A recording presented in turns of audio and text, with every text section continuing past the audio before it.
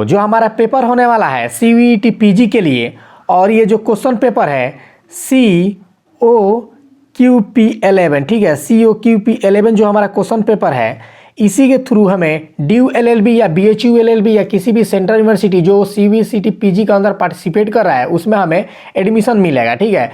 और ये जो पेपर है, इस पेपर के अंदर जो हमारा ऑफिशियल सिलेबस है उसी के अकॉर्डिंग हम एक सीरीज लेकर आए हैं, जो कि कंप्यूटर पे भी हम लेकर आएंगे, जनरल अवेयरनेस यानी कि GK जो है हमारा जनरल नॉलेज उस पर भी जो, और इसका जो फुल लेंथ मॉक टेस्ट है वो भी हम आपको प्रोवाइड कराएंगे, और टॉपिक वाइज हम इस पर प्रैक्टिस करेंगे। देखिए, जो अब पहले का जो ड्यू LLB पेपर था वो एक कंसेप्चुअल था और प्रैक्टिस भी करना था, और लेकिन जो इसमें अगर हम बात करें जो पेपर पैटर्न जो हमारा चेंज हुआ है, CVET के अंदर आ गया है, तो इसमें हमें ज़रूरत है बहुत ज़्यादा क्वेश्चन प्रैक्टिस करने का, ठीक है। एक बार हम अपने कंसेप्ट को क्लेरिफाई करें, क्लियर करें, उसके बाद से हो सकता है जितना ज़्यादा हो सके सेम टॉपिक यानी कि पार्टिकुलर उस टॉपिक पर हम बहुत सारा क्वेश्चन को प्रैक्टिस करें, ठीक है। क्वेश्चन करेंगे, क्वेश्चन को लगाएंगे ताकि हमारे एग्जाम में अच्छा मार्क्स आए और हमारा सिलेक्शन ड्यू LLB के अंदर हो या BHU LLB हमें मिले, ठीक है, BHU हमें मिले, ठीक है।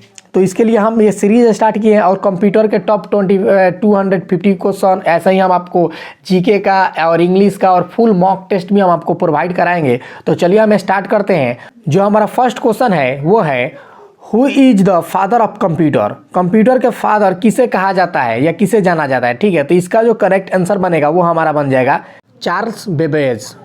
ऑप्शन बी जो है हमारा करेक्ट है। नेक्स्ट हम आगे बढ़ते हैं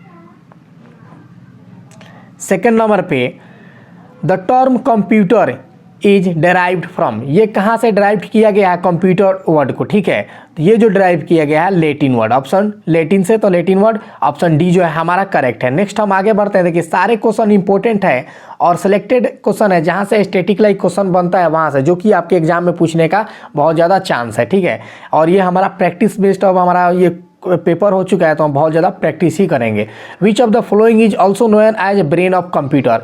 ब्रेन ऑफ कंप्यूटर इसमें से किसे कहा जाता है या किसे जाना जाता है, ठीक है। तो इसे जाना जाता है CPU यानी कि central processing unit. Option B जो है हमारा करेक्ट है। यहाँ पे फुल फॉर्म भी इसका पूछ सकता है कि CPU का फुल फॉर्म क्या है, तो याद रखिएगा सेंट्रल प्रोसेसिंग यूनिट। नेक्स्ट हम आगे बढ़ते हैं 4 नंबर पे, रेम स्टैंड फॉर। देखिए, यहाँ पे रेम का फुल फॉर्म पूछ लिया है, तो रेम स्टैंड फॉर इसका फुल फॉर्म क्या होता है, ठीक है। तो ये जो होता है रैंडम एक्सेस मेमोरी, यानी कि ऑप्शन डी जो है हमारा यहाँ पे करेक्ट बनेगा। नेक्स्ट हम आगे बढ़ते हैं, मैन स्टैंड फॉर, ठीक है, MAN स्टैंड फॉर, ठीक। इसका भी यहाँ पे फुल फॉर्म पूछ लिया, तो इसका जो ये देखिए सारा क्वेश्चन इंपॉर्टेंट है, अच्छे से करें और कमेंट में आप बताएंगे आप कितना आपका सही हुआ। अगर आप पहले से पढ़े हैं तो जरूर बताएंगे, ठीक है। नेक्स्ट हम आगे बढ़ते हैं 5th नंबर जो हमारा क्वेश्चन है, इसका जो करेक्ट आंसर जो हमारा बनेगा ये हमारा बना मेट्रोपॉलिटन नेटवर्क एरिया, ठीक है। ऑप्शन डी जो है यहाँ पे हमारा करेक्ट बनेगा। नेक्स्ट हम आगे बढ़ते हैं, who is the father of computer science. Computer science के फादर किसे कहा जाता है, ठीक है। तो ये कहा जाता है एलन ट्यूरिंग, ठीक है। ऑप्शन ए जो है हमारा करेक्ट है। नेक्स्ट हम आगे बढ़ते हैं, the first computer were programmed using, ठीक है। ये कौन है first computer were programmed using, इसमें से कौन है, तो ये जो है मशीन लैंग्वेज। ऑप्शन बी जो है हमारा करेक्ट है। नेक्स्ट हम आगे बढ़ते हैं, और आपको हम PDF भी बता देंगे कि PDF कहाँ से मिलेगा। इसका सेम PDF आपको हम प्रोवाइड कराएंगे, एक मेरा ग्रुप है वहाँ पे हम आपको बता देंगे बीच में कहाँ से आपको मिलेगा, ठीक है। नेक्स्ट हम देखते हैं 8 नंबर पे, IBM 1401 इज, ये क्या है, ठीक है। IBM 1401 ये क्या है, ये जो है हमारा एक सेकेंड जनरेशन कंप्यूटर है, यानी कि ऑप्शन बी जो है हमारा करेक्ट है।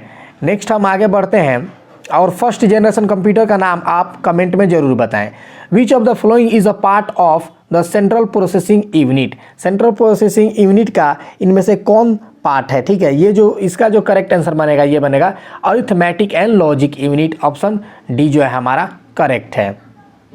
ऑप्शन डी जो है हमारा इसका 9 का ऑप्शन डी करेक्ट है। नेक्स्ट हम आगे बढ़ते हैं, WAN स्टैंड फॉर, इसका भी फुल फॉर्म हमें बताना है, तो इसका है wide area network. Option B जो है हमारा करेक्ट है। ये जितना भी हम क्वेश्चन लिए हैं, सिलेक्टेड इंपॉर्टेंट क्वेश्चन लिए हैं, आपको यही सब देखने को मिलेगा और पूरा क्वेश्चन कीजिएगा और आने वाला पार्ट भी आप जरूर कीजिएगा। नेक्स्ट हम 11 नंबर देखते हैं। The first page of website is termed as, ठीक है, जो फर्स्ट हमारा पेज जो होता है, जो ओपन होता है, उसे क्या बोलते हैं, जो टर्म्ड होता है, तो ये जाहिर सी बात है होम पेज बोलते हैं। ऑप्शन ए जो है हमारा करेक्ट है। नेक्स्ट हम आगे बढ़ते हैं। When a file is saved for the first time, जब फर्स्ट टाइम किसी फाइल को हम सेव करते हैं तो वो क्या आता है, ठीक है, a copy is automatically printed, ऐसा होता है क्या? ऐसा बिल्कुल भी नहीं होता है। It must be given a name to identify it. Yes, ये हम जो सेव करते हैं तो उसके लिए एक हमें नाम दिया जाता है, ठीक है, कि इस नाम से हम ये फाइल को सेव करते हैं, जो हमें बाद में उसे आइडेंटिफाई कर सके, ठीक है। ऑप्शन बी जो है हमारा करेक्ट है। आप अदर भी ऑप्शन देख सकते हैं, ये ऐसे भी पढ़ के बता सकते हैं, it doesn't need a name, ऐसा थोड़े है। और जो डी ऑप्शन है ये है, it only needs a name if it is not going to be print. देखिए ऑप्शन बी जो है इसका करेक्ट था। नेक्स्ट हम आगे बढ़ते हैं 13 नंबर पे। Where are data and program stored when the processor uses them, ठीक है, तो ये कहाँ पे स्टोर किया जाता है? तो ये जो स्टोर किया जाता है मेन मेमोरी के अंदर। ऑप्शन ए जो है हमारा करेक्ट है। नेक्स्ट हम आगे बढ़ते हैं। Which programming language are classified as low level language, इनमें से कौन क्लासिफाइड किया गया है एज लो लेवल लैंग्वेज को, ठीक है, इसमें से। तो इसका जो करेक्ट आंसर जो बनेगा ये हमारा बन जाएगा असेंबली लैंग्वेज, यानी कि ऑप्शन डी जो है हमारा करेक्ट है। नेक्स्ट हम आगे बढ़ते हैं 15 नंबर पे। विच of the following is not antivirus software, इसमें से कौन एंटीवायरस सॉफ्टवेयर नहीं है, ठीक है, तो इसमें से कौन जो एंटीवायरस सॉफ्टवेयर नहीं है, तो इसका जो करेक्ट आंसर बनेगा वो बनेगा ओरेकल। ऑप्शन सी जो है हमारा करेक्ट है। नेक्स्ट हम आगे बढ़ते हैं, बाकी ये तीनों एंटीवायरस सॉफ्टवेयर है। नेक्स्ट हम आगे बढ़ते हैं 16 नंबर पे। विच device is required for the internet connection, internet connection के लिए कौन से इसमें से डिवाइस हमें चाहिए, ठीक है, तो इसे चाहिए मोडेम। ऑप्शन बी जो है हमारा करेक्ट है। नेक्स्ट हम आगे बढ़ते हैं। What does DMA stand for, DMA का फुल फॉर्म इसमें से कौन है, ठीक है, तो ये है डायरेक्ट मेमोरी एक्सेस, ठीक है, ऑप्शन बी जो है हमारा करेक्ट है, direct memory access. Option B जो है हमारा करेक्ट है। नेक्स्ट हम आगे बढ़ते हैं। विच of the following is a storage device, इसमें से कौन जो है स्टोरेज डिवाइस है, जो स्टोरेज डिवाइस है इसमें से, तो इसका hard disk, tape and floppy disk, इसमें से तीनों के तीनों है, यानी कि करेक्ट आंसर जो हमारा बनेगा वो हो जाएगा ऑप्शन डी। नेक्स्ट हम आगे बढ़ते हैं 19 नंबर पे।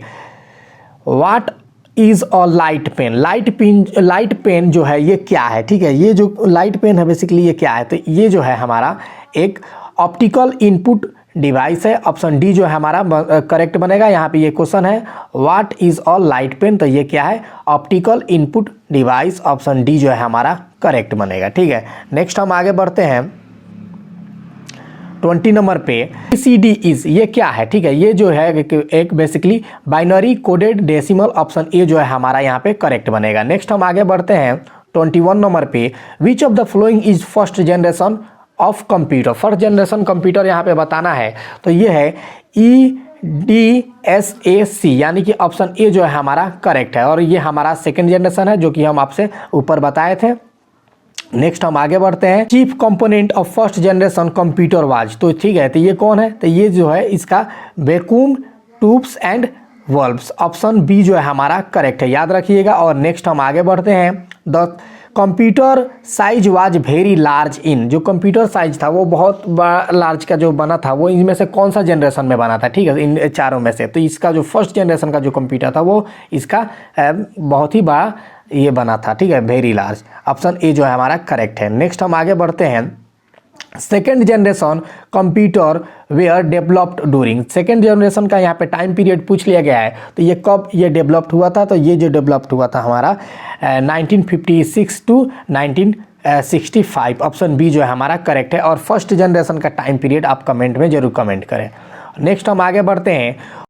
Who invented the high level language C, ठीक है, हाई लेवल लैंग्वेज कौन इन्वेंट किए हैं, तो ये किए हैं डेनिस, ठीक है, ऑप्शन ए जो है हमारा करेक्ट है। नेक्स्ट हम आगे बढ़ते हैं 26 नंबर पे IBM स्टैंड फॉर, ठीक है, IBM स्टैंड फॉर, इसका फुल फॉर्म क्या है, ठीक है, तो ये है इंटरनेशनल बिजनेस मशीन, ठीक है, ऑप्शन सी जो है इसका हमारा करेक्ट है, इंटरनेशनल बिजनेस मशीन, ठीक है।